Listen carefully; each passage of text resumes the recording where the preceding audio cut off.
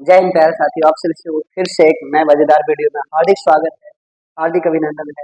आशा करते हैं आप सभी लोग बहुत ही अच्छे होंगे, मस्त होंगे। आप सभी को पता है कि हम लोग क्या इस लेक्चर में पढ़ने वाले हैं और पिछले वाले लेक्चर में क्या पढ़ा था। थोड़ा सा हम लोग पिछले बारे में रिवीजन कर रहे थे कि आखिर पिछले लेक्चर में हम लोगों का चला क्या था। जैसे कि पिछले लेक्चर में हमने बात किया था सेल के बारे में। सेल क्या होते हैं, सेल के कौन कौन से कंटेंट होते हैं, सेल का खोज कौन किया था, और जीवित सेल का खोज कौन किया था, मृत सेल का खोज कौन किया था, ये सब के बारे में हम चर्चा कर लिए थे। कौन सा सेल सबसे बड़ा होता है, कौन सा सेल सबसे छोटा होता है। और आप सभी को ये सब बहुत अच्छी से बातें हैं। जितने भी इस धरातल पे जीव है ना, सभी जीवों का शरीर जो है, बॉडी जो है, वो कोशिका से मिलकर बना हुआ। अर्थात हम ये कह सकते हैं कि बिना कोशिका का कोई भी जीव जीवित नहीं रह सकता। अर्थात जिस तरह से हमारा बॉडी वर्क कर रहा है, तो वर्क हम नहीं कर रहे हैं, हमारा बॉडी नहीं वर्क कर रहा है, बल्कि सेल करे। सेल के अंदर आपको बताया गया था बहुत सारे ऑर्गन्स होते थे। ये सब बारे में चर्चा करेंगे हम लोग, ठीक है। यानी कि हम लोग वर्क करें तो हमारे अंदर जो कोशिकाएं पाई जाती है, ये कोशिका वर्क कर रही, तब जाकर के हम लोग वर्क कर पा रहे हैं, ठीक है। ये सब बातें आप सभी को पता होगा, ठीक है। हम लोग आज क्या पढ़ने वाले, थोड़ा सा उसके बारे में चर्चा करते हैं। आज का हमारा टॉपिक होने वाला है सेल ऑर्गन्स के बारे में। सेल ऑर्गन्स ऐसे तो बहुत सारे होते हैं, लेकिन हाँ, एक एक करके हम लोग सबके बारे में कवर करेंगे। आज हम लोग पहला सेल ऑर्गन्स के बारे में कवर करेंगे, ठीक है। सेल ऑर्गन्स का यदि हिंदी में मैं बात करूं, तो इसका हिंदी में होता है कोशिका प्लस में अंग, यानी कोशिकांग। एक साथ कह दिया जाता है कोशिकांग, यानी कोशिका के अंदर जितने भी अंग पाए जाते हैं उसे कहा जाता है कोशिकांग। जैसे कि ये हमारा बॉडी है, तो बॉडी के अंदर बहुत सारे अंग पाए जाते हैं, हाथ पैर नाक, ऐसे ये सब क्या है, अंग है। और ये अंग क्या है, अच्छी तरीका से वर्क करते हैं, सब अलग अलग वर्क करते हैं। इसी प्रकार से सेल के अंदर भी अंग होते हैं। अंग का मतलब बताया गया था, न्यूक्लियस होता है, इसके अंदर राइबोसोम होता है, बहुत सारे ऐसे माइटोकॉन्ड्रिया होते हैं, ये सब होता है। तो इन सभी को हम लोग क्या कहते हैं, सेल के अंदर पाए जाने वाले अंग को कहा जाता है कोशिका अंग।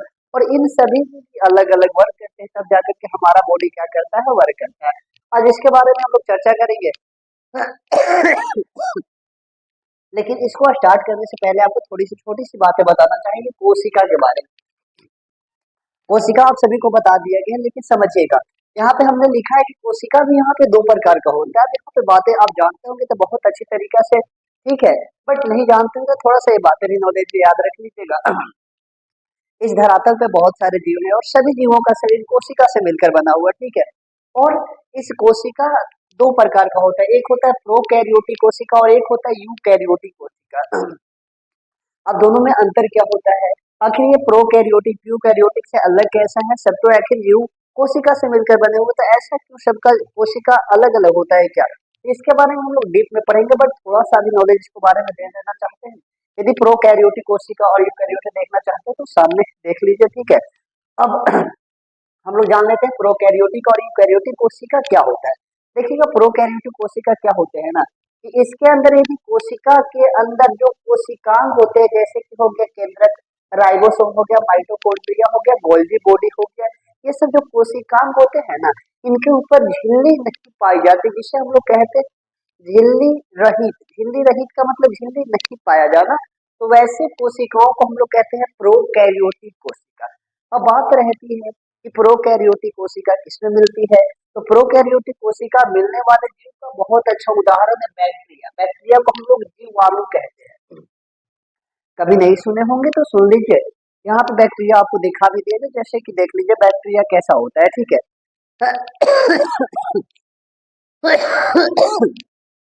और बैक्टीरिया के अंदर जो कोशिका होते हैं ना, यही कोशिका होता है प्रोकैरियोटिक, यानी कि इसके अंदर कोशिकांग तो होते हैं, बट कोशिकांग झिल्ली रहित होते हैं। झिल्ली रहित का मतलब होता है नहीं पाया जाना, यानी कि रहित मैं लिखूंगा तो रहित का मतलब नहीं पाया जाना, और एक होता है सहित। सहित का मतलब साथ में पाया जाना। तो बातें आपको पता होना चाहिए, ठीक है। अब इसी प्रकार से देते हैं यूकैरियोटिक। यूकैरियोटिक सेल क्या होते हैं, वैसे कोशिका जिनके अंदर पाए जाने वाले कोशिकांग जो होते हैं वे झिल्ली सहित होते हैं, यानी कि झिल्ली सहित बोले तो उनके कोशिकांग के ऊपर झिल्लियां पाई जाती है। वैसे कोशिका को हम लोग क्या कहते हैं, यूकैरियोटिक कोशिका कहते हैं। जैसे कि आप फिगर में देख पा रहे हो यूकैरियोटिक का ऐसा होता है, कुछ यूकैरियोटिक का सेल का फिगर होता है। अब बातें बताऊं कि यहाँ पे बहुत सारे जीव आप देखते होंगे धरातल पर, बहुत सारे ऐसे कि लाखों प्रकार का, हजारों लाखों मतलब प्रकार के आपको जीव जंतु दिखाई देते होंगे, ठीक है। ज्यादातर लगभग ऐसे बोल सकते हैं 99% ऐसे जीव हैं जिनके अंदर यूकैरियोटिक कोशिका पाई जाती है, और लगभग बहुत ही कम, जैसे कि हो गया तो अभी बैक्टीरिया बता दिए, बैक्टीरिया के बाद आगे आप और क्लास करते हैं तो वहां पे आपको बताया जाएगा बीजीए यानी कि ब्लू ग्रीन एल्गी, कुछ ऐसा शैवाल का नाम होता है। ये सब के बारे में भी आपको अभी चर्चा किया जाएगा जब ये सब हम लोग डीप में पढ़ेंगे तब, ठीक है। तो उनके अंदर ही प्रोकैरियोटिक पाया जाता है, लेकिन इनके सिवा छोड़ाकर जितने भी होते लगभग 99% जो ना सभी यूकैरियोटिक कोशिका से मिलकर बने होते हैं। अर्थात हम ये भी कह सकते हैं कि हम लोग मनुष्य में भी क्या पाया जाता है, यूकैरियोटिक कोशिका पाई जाती है, प्लांट्स में भी यूकैरियोटिक कोशिका पाई जाती है, अर्थात बहुत सारे जीव यानी सभी जीव में ऐसे ले लिया जाए तो क्या होता है यूकैरियोटिक कोशिका पाई जाती है। समझ में आई होगी बात है, प्रोकैरियोटिक यूकैरियोटिक। अब इनके बारे में डिफरेंट के बारे में बात करें तो ये सब हम आने वाले लेक्चर में पढ़ लेंगे, प्रोकैरियोटिक कोशिका क्या होता है, यूकैरियोटिक कोशिका क्या होता है, यहाँ पे नहीं बताया जा रहा है, देखो ये बहुत लंबा चला जाएगा, ठीक है। हम लोगों का टॉपिक है सेल मेम्ब्रेन। सेल मेम्ब्रेन सबसे पहला कोशिकांग होता है सेल ऑर्गन्स के अंदर सेल मेम्ब्रेन। अब सेल मेम्ब्रेन क्या होता है तो आपको बताया गया था क्या, ये कोशिका है, कोशिका के अंदर बहुत सारे कोशिका अंग होते हैं, और एक कोशिका अंग को एक रक्षा करने के लिए बाहरी रूप से क्या होता है परत पाया जाता है। ऐसे तो मान लिया जाए इसके अंदर माइटोकॉन्ड्रिया है तो माइटोकॉन्ड्रिया के ऊपर भी झिल्ली पाई जाती है, लेकिन इसको बाहरी से रक्षा करने के लिए एक परत पाई जाती है जिसे हम लोग कहते हैं सेल मेम्ब्रेन, यानी कि पूरा कोशिका के ऊपर एक झिल्ली पाई जाती है जिसे हम लोग कहते हैं कोशिका झिल्ली कहा जाता है। ऐसे मैं आपको एग्जाम्पल समझाऊं तो ऐसे भी समझ सकते हैं कि जैसे हम लोग घर में रहा करते हैं तो घर हमारे लिए क्या करता है, रक्षा करता है, यानी कैसे कह सकते हैं कि हमारे रक्षा के लिए कवर बना करके रखता है। वैसे तो हमारा रक्षा क्या कर रहा है, ये स्किन भी कर रहा है, लेकिन इसके अलावा हमें घर भी क्या करता है, प्रोटेक्ट करता है। इसी प्रकार से ये क्या करते हैं, अन्य कोशिकाओं को रक्षा कर पाते हैं। समझ में आई तो की बात है।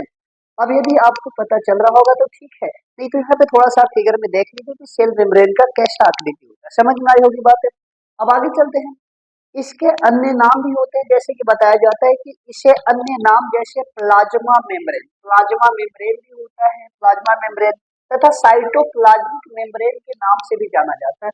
ऐसे मेन नाम आप याद रख लीजिएगा क्या, सेल मेम्ब्रेन। अब इसमें याद रखने वाली बात है क्या है, सेल के ऊपर पाए जाने वाले झिल्ली को हम लोग सेल मेम्ब्रेन कह देंगे, या तो हम कह सकते हैं इसे प्लाज्मा मेम्ब्रेन। प्लाज्मा मेम्ब्रेन क्या होता है, तो इसके अंदर जो काफ इसे के अंदर जो द्रव्य पाया जाता है ना, इसे क्या कहा जाता है, साइटोप्लाज्म बोला जाता है। साइटोप्लाज्म यानी कोशिका द्रव्य बोला जाता है।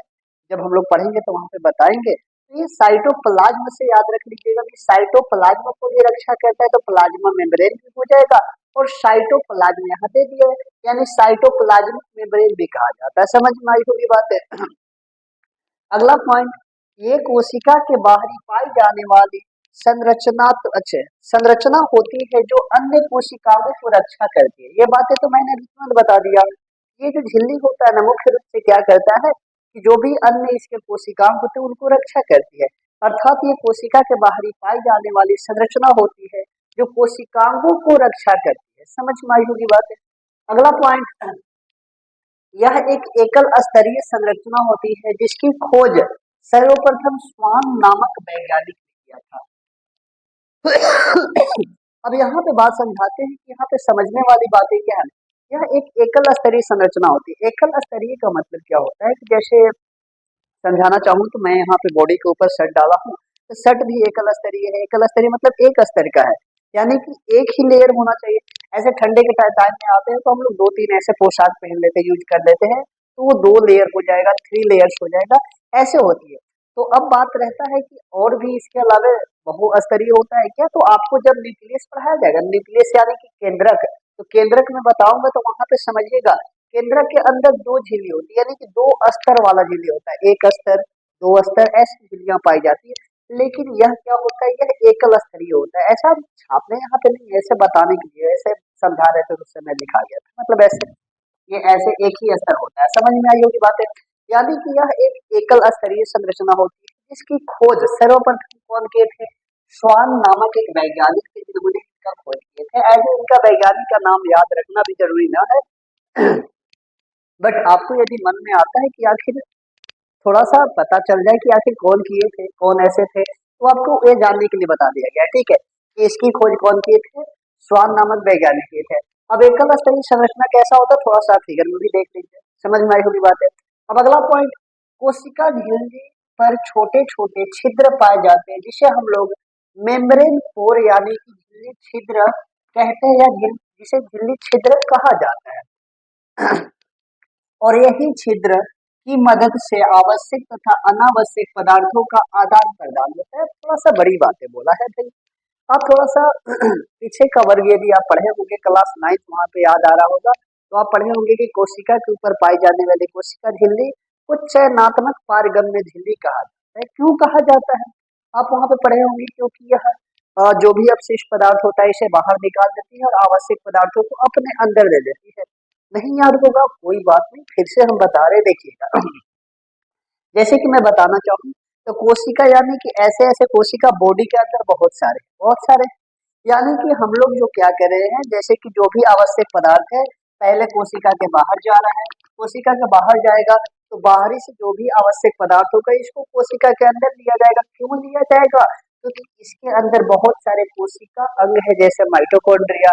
आपको याद होगा कि माइटोकॉन्ड्रिया क्या करता है, ऊर्जा का उत्पादन करता है। क्यों, क्योंकि माइटोकॉन्ड्रिया को बिजली घर भी कहा जाता है, या बात पढ़े होंगे क्यों कहा जाता है, क्योंकि यही तो ऊर्जा का निर्माण करता है, तभी तो हम वर्क कर पा रहे हैं। यदि हम काम करें तो ऊर्जा खपत हो रही है, और ऊर्जा कहाँ से मिल रही है, माइटोकॉन्ड्रिया किसे दे रहा है, सेल को, और सेल किसे दे रहा है, हमें दे रहा है। यानी कि हमारे अंदर पहले कोशिका काम करी, और कोशिका को भी काम करवाने के लिए बहुत सारे ऑर्गन्स, इनके अंग यानी इसे कहा जाता है सेल ऑर्गन्स, ये इसके लिए वर्क कर रहे हैं। समझ में आई बात है, तो ये सब काम कर रहे थे, इनको भोजन ये सब तो चाहिए ना, आवश्यक सामग्री चाहिए ना, ये सभी को भेजना पड़ेगा। तो भेजने के लिए इसके ऊपर छोटे छोटे छिद्र पाए जाते हैं, ऐसे ऐसे संरचना पाई जाती है, और इन्हें ही कहा जाता है सेल पोर, यानी सेल के ऊपर पाया जाता है। तो सेल पोर भी कह सकते हो, या तो मेम्ब्रेन पोर यानी झिल्ली छिद्र भी कहा जाता है। और यही झिल्ली छिद्र की मदद से आवश्यक पदार्थ यानी कोशिका के लिए जो आवश्यक पदार्थ होगा इसे अंदर ले लिया जाएगा।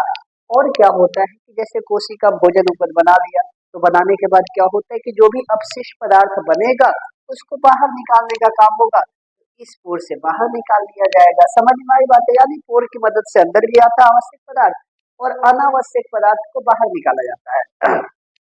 अब अनावश्यक पदार्थ जैसे कि हम लोग क्या कहते हैं कि हम लोग का अपाचित भोजन बाहर निकालते हैं, ठीक है। इसी प्रकार से कोशिका भी भोजन कर रही है तो ये भी तो अपाचित के रूप में कुछ निकालेगी ना, तो उसी को हम लोग क्या कहते हैं, अनावश्यक पदार्थ कहते हैं, ठीक है। इसी छिद्र की मदद से आवश्यक तथा अनावश्यक पदार्थों का आदान प्रदान होता है, ठीक है। और छोटे छोटे छिद्र आपको पता नहीं चल रहे होंगे कि ऐसा झिल्ली कैसा है, तो देखिए आपको तो ऐसा बताएगी कोशिका को भी बहुत छोटा आकार होता है, आप इसे देख नहीं पाओगे। देखने के लिए यहाँ तक कि माइक्रोस्कोप यानी सूक्ष्मदर्शी का प्रयोग किया जाता है, तो इसके ऊपर छिद्र कितने छोटे छोटे होते हैं, यानी कि आपको यदि दिखाना चाहे तो देख लीजिए फिगर में कितना छोटे छोटे होते हैं। और इसको पोर मतलब कि ऐसे कह सकते हैं जूमिंग करके दिखाया गया। समझ में आई होगी बात है। अब आगे आते हैं हम लोग अगला पॉइंट, कोशिका झिल्ली मुख्य रूप से क्या होती है, लिपिड तथा प्रोटीन की बनी होती है, ठीक है। जैसे कि हमारा बॉडी क्या बना हुआ, कोशिका का बना हुआ, जितने भी जीव है सभी का शरीर कोशिका का बना हुआ है।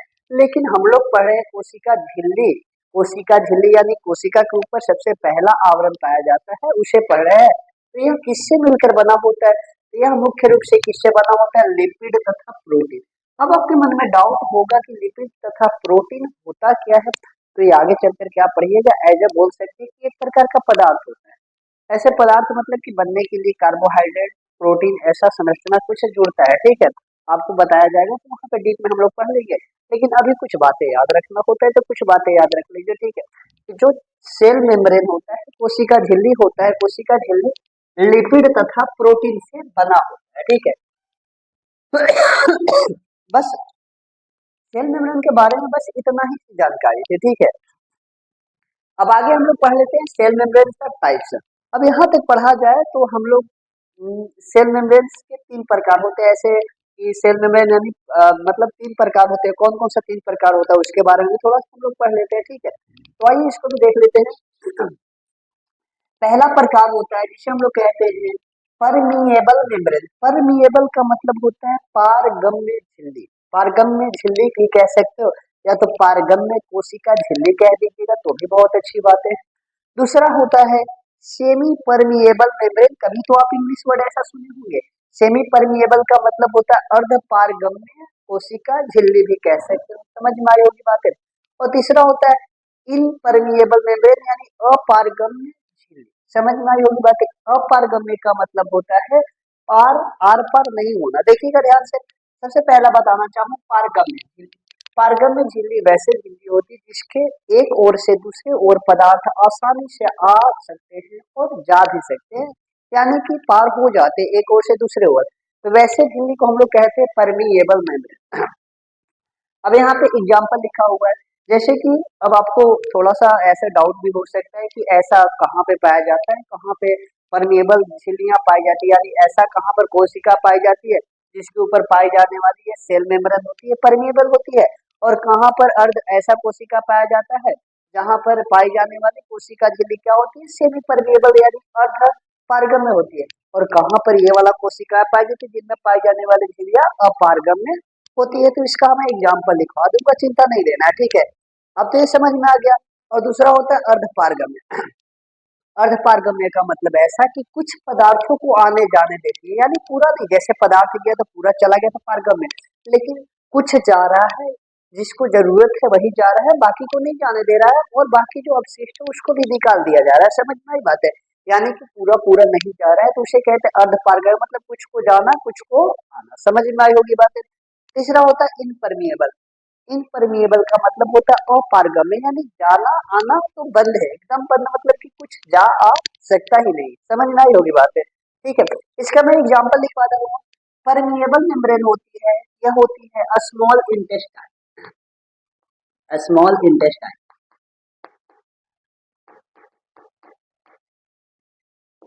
अब स्मॉल इंटेस्टाइन क्या है भाई, तो आप पढ़े होंगे स्मॉल इंटेस्टाइन यानी छोटी आंत। छोटी आंत क्या होता है, एक पाचन का भाग होता है जैसे यहाँ पे पाया जाता है।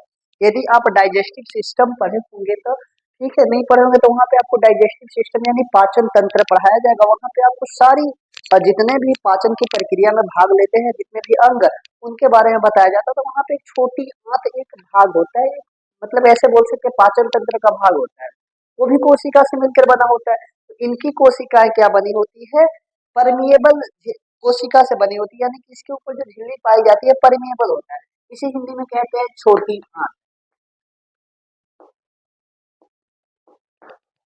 छोटी आंत, तो आप कह सकते हो छोटी आंत की झिल्लियां जो होती है ना, वो क्या होती है, परमिएबल। परमिएबल क्यों होगा, जब वहां पे डाइजेस्टिव सिस्टम आपको पढ़ाया जाएगा तो वहां पे समझ लीजिएगा। दूसरा होता है सेमी परमिएबल, मतलब कुछ को आना जाना, यानी कुछ ही जाएगा कुछ ही आएगा। इसका बेस्ट एग्जाम्पल होता है स्किन। स्किन का मतलब होता है त्वचा। कभी आपके साथ ऐसा हुआ होगा कि देखिएगा, यदि आप ऐसे तो आपके साथ बहुत बार हुआ होगा यार, सुनिएगा कि कभी आप ऐसे अपने हाथ या पैर जो भी होता है आपके त्वचा पर कभी तेल को मालिश किया तो देखिएगा कुछ समय बाद क्या होता है, लेकिन बाद तेल अपने आप गायब हो जाता है। ऐसे आप सोचते हैं कि आखिर वह तेल गया तो कहाँ गया, तो वह तेल क्या होता है, इस पारगम में झिल्ली, मतलब कि अर्ध पारगम में झिल्ली की मदद से अंदर चला जाता है। लेकिन आपको पता है कि हर एक पदार्थ जो अंदर बहुत सारे ऐसे बहुत सारे पदार्थ होंगे हमेशा बाहर निकलते रहते हैं, ऐसा नहीं है। केवल आप पसीना को बाहर निकलते हुए देखे होंगे, यानी कि वह एक प्रकार का अपशिष्ट पदार्थ हो गया। यानी कि कुछ ही पदार्थों को अंदर जाने देती है और कुछ ही पदार्थों को बाहर आने देती है। यानी कि आप यहाँ पे पानी को डालोगे तो पानी कभी अंदर नहीं जाता है, क्योंकि उसको पता है कि हमें जो आवश्यक होगा उसी को ले जाना है, और जिसको आवश्यक जो नहीं है उसको हमको बाहर निकाल देना है। समझ में आई होगी बात है। तो जो त्वचा की कोशिकाएं होती है उनकी झिल्लियां होती है सेमी परमिएबल, यानी कि होता है अर्धपारगम्य झिल्ली। समझ में आई होगी बात है। और इनपरमिएबल का है क्या, क्रेनियम।